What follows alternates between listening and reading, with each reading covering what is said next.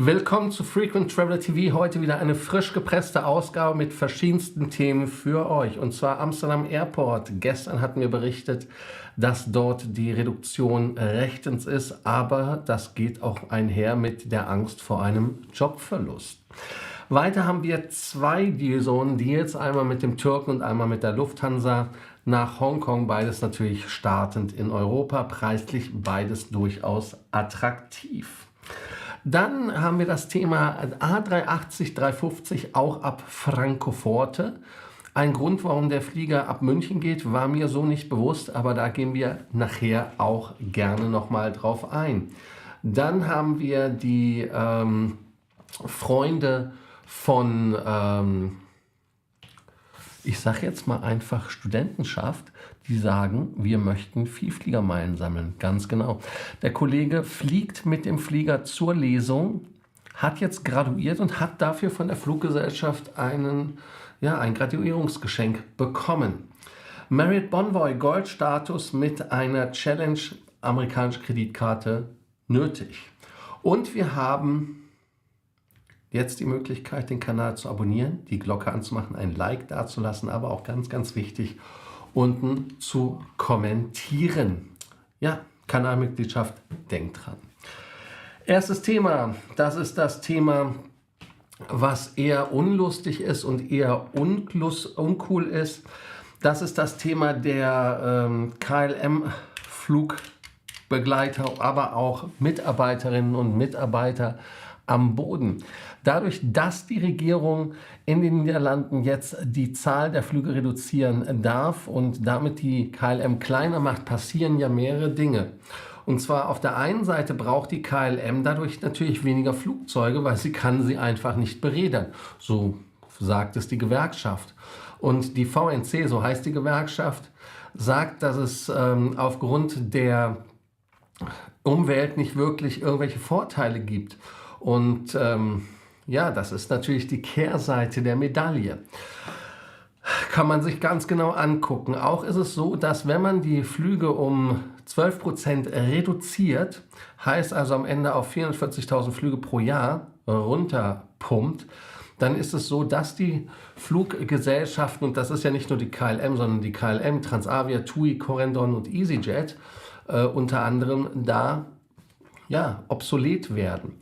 Andere Fluggesellschaften werden wahrscheinlich dieses Aufkommen dann auch noch absaugen. Heißt also, dass es dann keine Reduktion vom CO2 gibt. Ich möchte da einmal kurz den Blick Richtung Österreich, Salzburg euch nochmal ans Herz legen.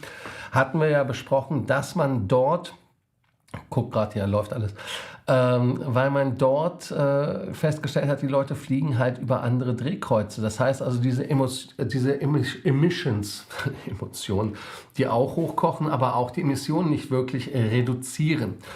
Was ist eure Meinung dazu? Ist es so, dass es dann natürlich eine Lösung ist, um den Lärm und auch den CO2 Herr zu werden, die Flugbewegung zu reduzieren? Oder ist es nicht so, dass bei Fluggesellschaften eher ein intrinsisches Interesse daran besteht, die Flugbewegung so leise wie möglich zu machen, aber auch natürlich so emissionslos wie möglich? Man kann das natürlich über ältere Flugzeuge, die dann fliegen und so weiter, auf neuere bringen, aber das ist ja das, was Fluggesellschaften machen, weil Natürlich ist es mehr teurer, ein Flugzeug betreiben, was mehr Sprit verbraucht als alles andere. Thema A380 und die Weigerung der Hansa, dass der Flieger zurückkommt. Was ein geiler Übergang, oder? Wenn wir das Thema, die Lufthansa nehmen, und zwar die 380er Flotte, das ist ja dann auch etwas, was spannend ist. Und das war mir so nicht bewusst, dass man die gar nicht in Frankfurt hätte irgendwie in irgendeiner Art und Weise berädern dürfen, denn der Super Jumbo soll zurückkommen. Das geht aus einer internen Verlautbarung der Lufthansa hervor. Es soll auch der 350er kommen. Jetzt aber kurz die Geschichte, warum das Ganze nicht gemacht werden darf. Und zwar hängt das Ganze damit zusammen, dass man damals irgendwie eine Musterkombination hatte, die das vorgeschrieben hat, dass man da halt dann die Leute nicht zusammenbringen konnte. Jetzt hat man diese Musterkombination 330 als 340 als Wechselmuster erhalten und künftig allein in Frau operiert. Und dann hat man die Kombination von 350 und A380. Heißt also, dass aufgrund dieser Kombination diese Beräderung von den Crews gar nicht erlaubt war. Man hätte sie trotzdem von Frankfurt aus natürlich fliegen können, aber das wäre wesentlich teurer gewesen für die Lufthansa. Denn früher war es so, dass die Mitarbeiterinnen und Mitarbeiter 330, 340, 350 fliegen konnten. Und damit ist es so, dass wenn man auf 3 Modellen fliegt, für die Lufthansa das natürlich wesentlich schwieriger ist als auf dem A380. Aber wir haben ja Freddy hier, der kann uns das nochmal ordentlich erklären, wie das geht. Denn jetzt ist es übrigens auch so, wenn man 350er Pilot ist, kann man jetzt die Möglichkeit, den Einsatz auf A380 abzulehnen. Nun, mir stellt sich die Frage, warum sollte ich auf einen 380er nicht fliegen, wenn ich die Möglichkeit habe? Aber das ist ja jedem freigestellt. Vielleicht gefallen die Destinationen nicht. Da bin ich mal gespannt, was Freddy sagt. Ansonsten können wir Freddy auch in die Show danach gleich holen, wenn er möchte. Weiteres Thema.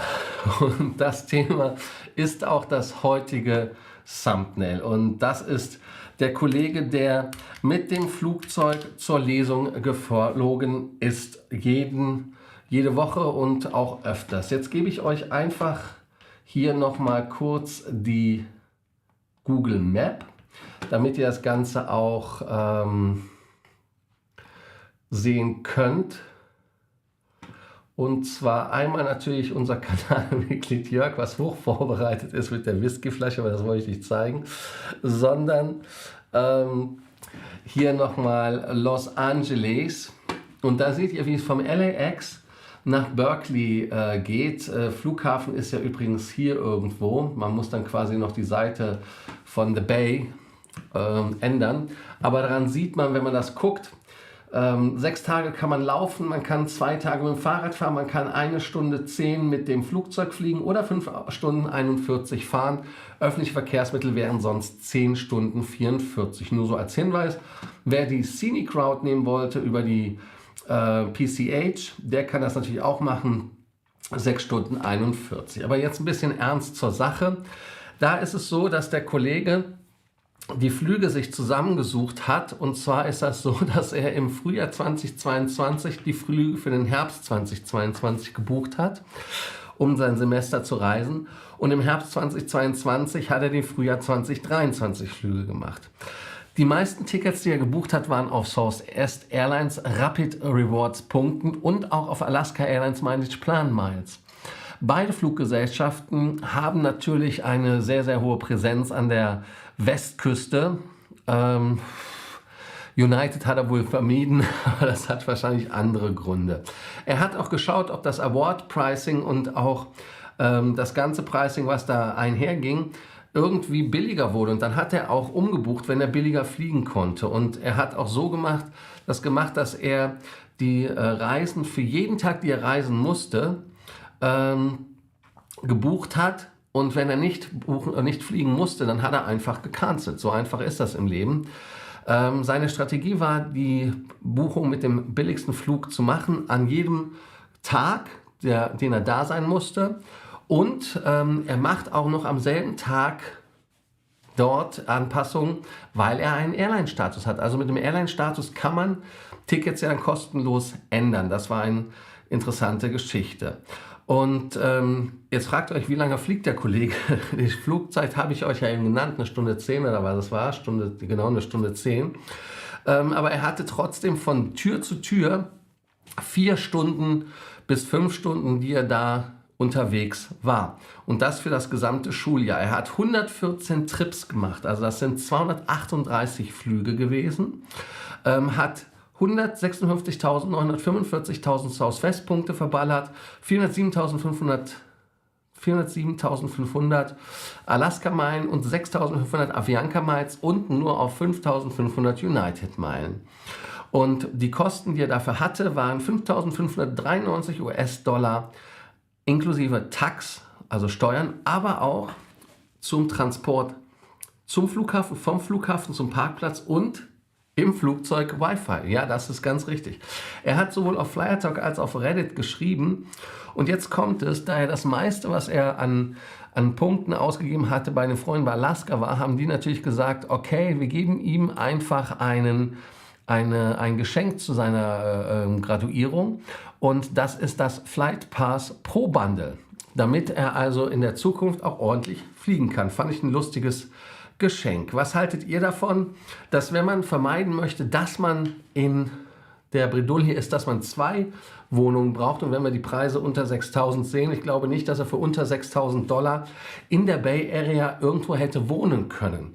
Ich hatte das mal gehört, irgendjemand hat das auch mit der Bahn gemacht, der hat eine Bahncard 100 genommen und hat in der Bahn gepennt und so weiter und ist damit dann eine halbe Nacht durch Deutschland gefahren. Da gibt es ja verschiedenste Geschichten, da wäre ich mal gespannt, was ihr dazu sagt. Und was ihr davon haltet, also da bin ich mal auf eure Kommentare mehr als gespannt. Warum kann ich denn meine Frage des Tages hier gar nicht anpinnen? Naja, nun gut, dann werde ich sie euch vorlesen. Ist das der Traum eines jeden Vielfliegers, dass man zur Arbeit pendeln kann? Und vor allem die andere Frage, die wichtig ist, was haltet ihr von dieser Art des Pendelns? Oder sagt ihr, also da diese 200 irgendwas Flüge, 100 irgendwas Tickets, das ist schon krass, wenn man das überlegt.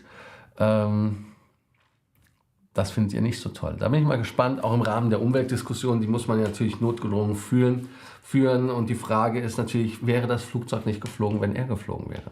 Aber da könnt ihr jetzt unten kommentieren und was ihr dazu sagt. Dann haben wir noch einen spannenden Deal für alle, die bei uns amerikanische Konten haben. Ich möchte das immer wieder erwähnen. Da gibt es jetzt im Moment einen Fast Track mit den Kunden, die bei Chase eine Sapphire Reserve Karte haben. Und zwar diese Visa Infinite Karte kann man nun 3 Monate vom Marriott Bonvoy Gold Status bekommen, wenn man sich registriert zwischen dem 1. Juli und dem 3. September. Wichtig an der Stelle ist natürlich, dass man sich wirklich anmeldet. Arbeiten oder wie es funktioniert, how it works, wie es arbeitet, direkte Übersetzung, immer sehr schön, English for Runaways, ist, dass man wirklich den Status direkt bekommt. Deshalb ist das ein Status-Match mit einer Art Fast-Track. Wenn man den Status nämlich verlängern möchte, braucht man nur 3 bezahlte Nächte in dem Zeitraum der 3 Monate. Und dann würde der Status bis Februar 2024 gelten, anstatt nur 3 Monate. Heißt also Juli, August, September, das sind 3 Monate und dann hätte man noch wesentlich mehr. Ist doch schon mal eine coole Sache. Und da muss man doch sagen, lohnt sich so eine amerikanische Kreditkarte, weil die 3 Nächte, die kann man ja mal eben links und rechts schnell abpumpen, oder? Was haltet ihr davon? Da unten kommentieren. Jetzt haben wir Deal. Den wollen wir euch auch nochmal in einer verkürzten Ausgabe heute geben. Und zwar haben wir 2 Deals. Einmal ist das der Deal mit der Lufthansa von Brüssel nach Hongkong ab 1.699 € mit Turkish Airlines in der Business Class ab Stockholm für 1.529 €. Hier haben wir auch ein Bild für euch, damit ihr euch das Ganze vorstellen könnt. Da seht ihr es. Mein Bild können wir ein bisschen rüberziehen. Da seht ihr die 2 unterschiedlichen Streckenführungen. Einmal bei der Buchungsklasse P bei Lufthansa das alte Bekannte, das wisst ihr ja. Da gibt es beim Türken keine Meilen und wichtig ist, dass man 5 Tage oder eine Nacht von Samstag auf Sonntag bleiben muss. Das wäre so die grobe Fassung. Bei der Stockholm-Geschichte mit Turkish Airlines ist es eine Buchungsklasse J. Da ist maximal Aufenthalt 12 Monate, 2 Stopover sind noch in der Türkei erlaubt. Und es gibt dann, ganz wichtig, für Cancellations oder Refund $300, die man zahlen muss. Wenn man es ändern will, kostet $150 plus Fair Difference oder $300 und Euronen sind es, wenn man einen No-Show macht. Jetzt sind die spannenden Sachen die Meilen. Die gucken wir uns mal an. Also, wenn ihr die Lufthansa-Strecke seht in P, da seht ihr ja das Ganze, zum Beispiel hier Scandinavian Airlines 12.876 Meilen, bei Miles and More ebenfalls. Wenn wir uns die andere Strecke ansehen, hier seht ihr das auch nochmal, da gibt es bei Miles and More 17.430 und bei SAS nur 12.658. Also meilenmäßig ist es ein bisschen durchwachsen. Wenn man bei Air China sammelt, sind es bei der Lufthansa-Variante 19.908 und bei der anderen sind es 22.000. Da gibt es bei TAP sogar 25.316. Daran sieht man, dass man bei den Meilen aufpassen muss, aber bei Air New Zealand wie immer hier 0 Meilen bei bei Turkish Airlines und bei Lufthansa gibt es auch 0 bei Turkish Airlines. Bei EVA, bei Äthiopien und so weiter und so fort. Daran seht ihr, dass ihr darauf aufpassen sollt, wo ihr was bucht. Aber preislich ist das natürlich interessant. Und wir gucken nochmal die Karte an, weil ihr seht ja, dass wenn man den Flug sich anschaut, hat man einen schönen Flug bis Istanbul. Und der Flug nach Hongkong ist mit Turkish Airlines, glaube ich, auch ein Tucken kürzer gefühlt als mit der Lufthansa. Nicht nur, weil man nach Hongkong fliegen kann von Istanbul aus, sondern auch, weil Hongkong und China und auch ein bisschen Russland, muss man über Russland, ich glaube schon, man kann so ein bisschen über Russland fliegen. Ne? Damit wird das vielleicht ein Tucken kürzer. Also, interessante Geschichte. Guck gerade nochmal, ja, hier, man weiß es nicht genau, aber zumindest ist es gefühlt kürzer. Und ich finde das auch interessant, ob der fliegen die von Turkish Airlines eigentlich drumherum oder fliegen die durch? Spannende Frage. Könnt ihr mir, wer es beantworten kann, kann es unten ja mal kommentieren. Denkt dran, ein Like dazulassen und nochmal dem Kanal eure Liebe zu geben, indem ihr abonniert, Glocke, Like und so weiter da lasst. Wichtig. Kurze Sendung heute. Ich versuche es schnell zu machen. Da haben wir jetzt die Frage des Tages nochmal. Wie findet ihr dieses? Ist das das Leben des Vielfliegers, wie man sich das immer wünscht, oder ist das eher in euren Augen, naja, ist eher so eine kleine Umweltsauerei, das muss man nicht machen? Da bin ich mal gespannt, was ihr sagt. So, dann können wir ja auf eure Sachen direkt eingehen und können mal schauen, wer sich heute schon gemeldet hat. Kommentarmäßig haltet ihr euch ja sehr bedeckt, da seid ihr ja nur bei 10 Stück. Das ist natürlich etwas, ich will nicht sagen mau, aber überschaubar. So, dann gucken wir mal, wer da ist. Hallo Frank, die Frage des Tages. Wenn man den Flieger so benutzt wie andere die Straßenbahn, hat das Fliegen an Magie verloren, man lauscht nicht mehr den Triebwerken und er freut sich über das Lächeln der Flugbegleiter. Ja, vielleicht hat er die Zeit auch genutzt, um zu lernen. Ne? Er hat ja auch Wi-Fi genutzt im Flugzeug, also insofern hat er das wahrscheinlich ordentlich benutzt. Die Ella bekommt beim Bieten der Konkurrenz neben Air France KLM bietet noch 3 Firmen aus dem Non-Aviation-Bereich mit. Mal schauen, wer den Zuschlag bekommt. Ja, das ist spannend mit der TAP, was da abgeht. Für uns als Verbraucher ist es vielleicht gar nicht mal so schlecht, dass die Lufthansa da nicht zum Zuge kommt. Ne? So. Hallo Freddy, hallo Sven, hallo Jörg, hallo Roland, hallo Stefan. Doch, das ist buchbar, aber dadurch, dass du wahrscheinlich nicht zeitig genug da warst, sind die Plätze, also wir machen das immer zu ab einem gewissen Moment. Aber wenn du möchtest heute mit dem Kreditkartenseminar, ich habe nachher noch eins in englischer Sprache um 9 Uhr Helsinki-Zeit, also 8 Uhr deutscher Zeit. Schick mir doch einfach eine Nachricht an die Nummer, da kann ich dich freischalten, schick dir den Link, wenn für dich, ach nee, das ist ja gar nicht Englisch, das ist ja Hyatt, Entschuldigung, das ist Hyatt. Kreditkarte war heute Morgen oder heute Mittag, glaube ich, um 5 Uhr. Da waren 4 Leute, deshalb. Aber schreib mir eine Nummer, dann können wir gerne was vereinbaren. So, dann, hallo Jörg, up in the air, Geilomat. Schon beim Studium den Status besorgt, ne?